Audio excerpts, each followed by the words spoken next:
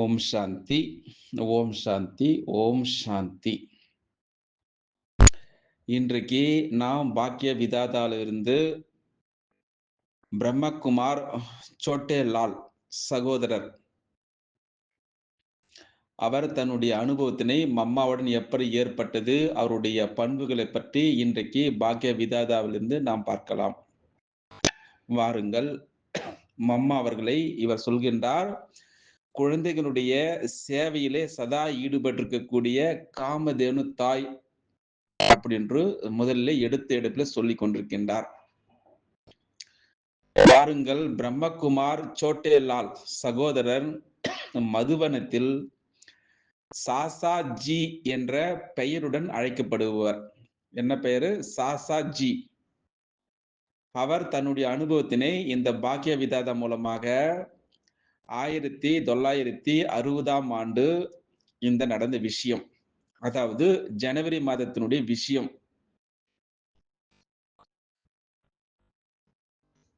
Mamma Kanpur வந்திருந்தார்.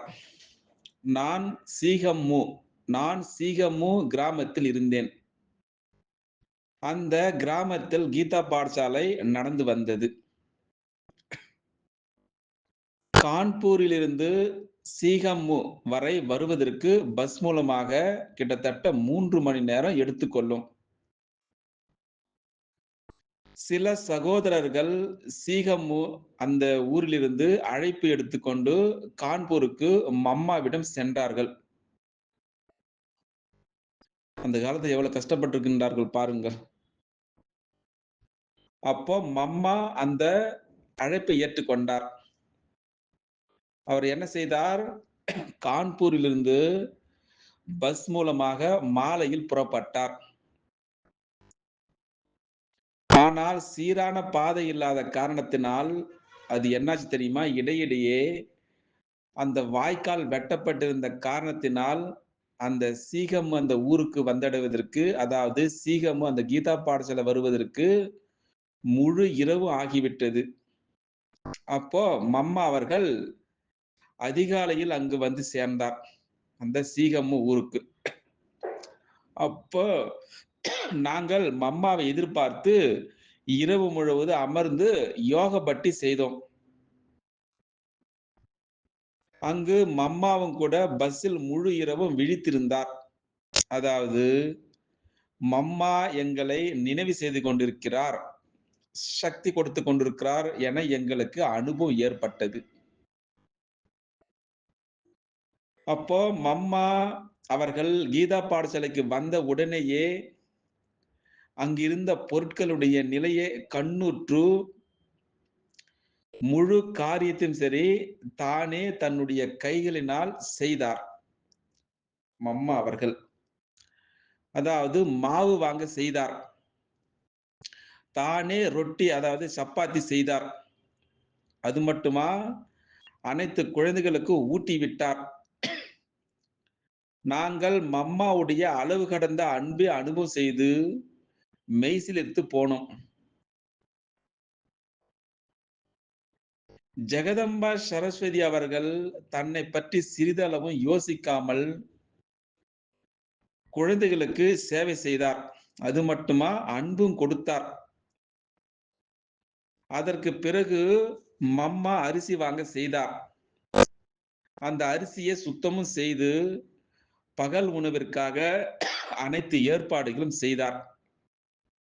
இப்படியாக பிரம்மகுமார் அவர்கள் சோட்டாலால் சகோதரர், அதாவது சாசாஜி என்று அப்படின்று தன்னுடைய அனுபவத்தினை நம்மிடம், மம்மாவுடைய ஏற்பட்ட அனுபவத்தினை நம்மிடம் பகிர்ந்து கொண்டிருக்கின்றார் இந்த பாக்கிய விதாத்த மூலமாக.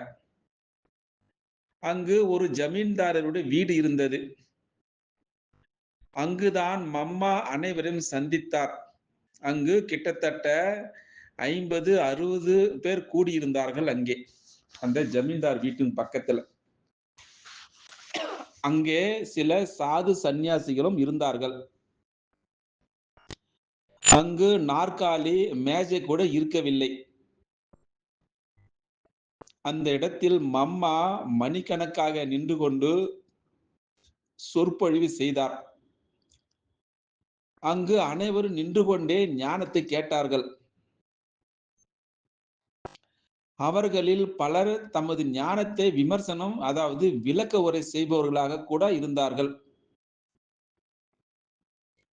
ஆனால் அவர்கள் கூட எதுவும் பேசாமல் அமைதியாக கவனத்துடன் கேட்டுக்கொண்டிருந்தார்கள். அந்த காலத்தில் எப்படி சேவை செய்திருக்கின்றார்கள் பார் அம்மா அவர்கள். சொற்பொழிவு நடந்து முடிந்தவுடன் அவர்கள் செல்ல ஆரம்பித்தார்கள். அப்பொழுது நாங்கள் அவர்களிடம் கேட்டோம்,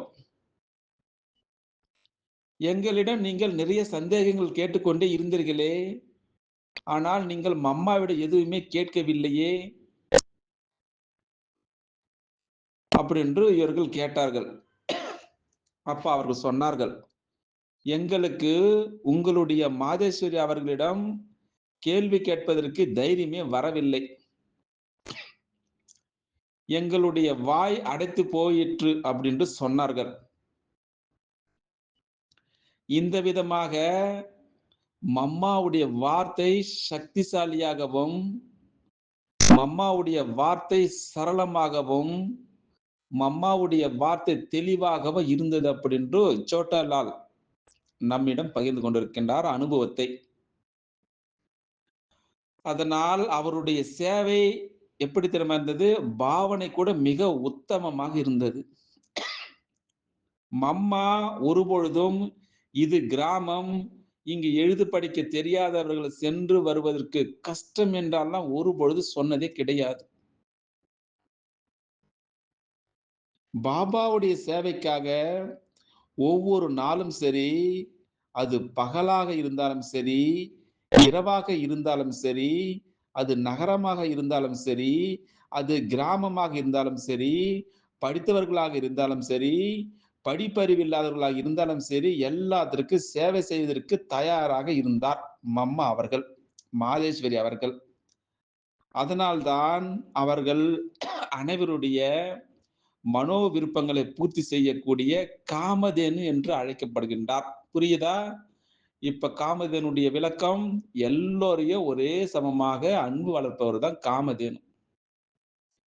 இப்படியாக மம்மாவுடைய ஏற்பட்ட அனுபவத்தினை நம்முடைய ஆன்மீக சகோதரர் பிரம்மகுமார் அவர்கள், சோட்டேலால் சகோதரர் தன்னுடைய அனுபவத்தினை இந்த பாக்கிய விதாதம் மூலமாக இவ்வளவு நேரமாக நம்மிடம் பகிர்ந்து கொண்டதற்கு அவர்களுக்கு கோடானு கோடி வாழ்த்துக்களை சொல்லிக் கொள்ளலாம். நாளைக்கு விசேஷமான வேறொரு ஆத்மாவை நம்ம பார்க்கலாமா? அச்சா. ஓம் சாந்தி, ஓம் சாந்தி, ஓம் சாந்தி, ஓம் சாந்தி, ஓம் சாந்தி, ஓம் சாந்தி. இன்றைக்கு நாம் பாக்கிய விதாதாலிருந்து பிரம்மகுமார் சோட்டேலால் சகோதரர் அவர் தன்னுடைய அனுபவத்தினை மம்மாவுடன் எப்படி ஏற்பட்டது, அவருடைய பண்புகளை பற்றி இன்றைக்கு பாக்கிய விதாதாவிலிருந்து நாம் பார்க்கலாம். வாருங்கள். மம்மா அவர்களை இவர் சொல்கின்றார், குழந்தைகளுடைய சேவையிலே சதா ஈடுபட்டிருக்கக்கூடிய காமதேனு தாய் அப்படின்று முதலில் எடுப்பில் சொல்லிக் கொண்டிருக்கின்றார். வாருங்கள், பிரம்மகுமார் சோட்டேலால் சகோதரர் மதுவனத்தில் சாசாஜி என்ற பெயருடன் அழைக்கப்படுபவர். என்ன பெயரு? சாசாஜி. அவர் தன்னுடைய அனுபவத்தினை இந்த பாக்கிய விதாதம் மூலமாக 1960ஆம் ஆண்டு இந்த நடந்த விஷயம், அதாவது ஜனவரி மாதத்தினுடைய விஷயம். மம்மா கான்பூர் வந்திருந்தார். நான் சீகம்மு கிராமத்தில் இருந்தேன். அந்த கிராமத்தில் கீதா பாடசாலை நடந்து வந்தது. கான்பூரிலிருந்து சீகம்மு வரை வருவதற்கு பஸ் மூலமாக கிட்டத்தட்ட 3 மணி நேரம் எடுத்துக்கொள்ளும். சில சகோதரர்கள் சீகம்மு அந்த ஊரிலிருந்து அழைப்பு எடுத்துக்கொண்டு கான்பூருக்கு மம்மாவிடம் சென்றார்கள். அந்த காலத்துல எவ்வளவு கஷ்டப்பட்டிருக்கின்றார்கள் பாருங்கள். அப்போ மம்மா அந்த அழைப்பை ஏற்றுக்கொண்டார். அவர் என்ன செய்தார்? கான்பூரிலிருந்து பஸ் மூலமாக மாலையில் புறப்பட்டார். ஆனால் சீரான பாதை இல்லாத காரணத்தினால், அது என்னாச்சு தெரியுமா? இடையிடையே அந்த வாய்க்கால் வெட்டப்பட்டிருந்த காரணத்தினால், அந்த சீகமு அந்த ஊருக்கு வந்தடைவதற்கு, அதாவது சீகமு அந்த கீதா பாடசாலை வருவதற்கு முழு இரவு ஆகிவிட்டது. அப்போ மம்மா அவர்கள் அதிகாலையில் அங்கு வந்து சேர்ந்தார். அந்த சீகமு ஊருக்கு. அப்போ நாங்கள் மம்மாவை எதிர்பார்த்து இரவு முழுவதும் அமர்ந்து யோக பட்டி செய்தோம். அங்கு மம்மாவும் கூட பஸ்ஸில் முழு இரவும் விழித்திருந்தார். அதாவது மம்மா எங்களை நினைவு செய்து கொண்டிருக்கிறார், சக்தி கொடுத்துக் கொண்டிருக்கிறார் என எங்களுக்கு அனுபவம் ஏற்பட்டது. அப்போ மம்மா அவர்கள் கீதா பாடசாலைக்கு வந்த உடனேயே அங்கிருந்த பொருட்களுடைய நிலையை கண்ணுற்று முழு காரியத்தையும் சரி தானே தன்னுடைய கைகளினால் செய்தார் மம்மா அவர்கள். அதாவது மாவு வாங்க செய்தார், தானே ரொட்டி அதாவது சப்பாத்தி செய்தார். அது மட்டுமா, அனைத்து குழந்தைகளுக்கு ஊட்டி விட்டார். நாங்கள் மம்மாவுடைய அளவு கடந்த அன்பை அனுபவம் செய்து மெய்சிலிர்த்து போனோம். ஜெகதம்பா சரஸ்வதி அவர்கள் தன்னை பற்றி சிறிதளவும் யோசிக்காமல் குழந்தைகளுக்கு சேவை செய்தார். அது மட்டுமா, அன்பும் கொடுத்தார். அதற்கு பிறகு மம்மா அரிசி வாங்க செய்தார். அந்த அரிசியை சுத்தமும் செய்து பகல் உணவிற்காக அனைத்து ஏற்பாடுகளும் செய்தார்.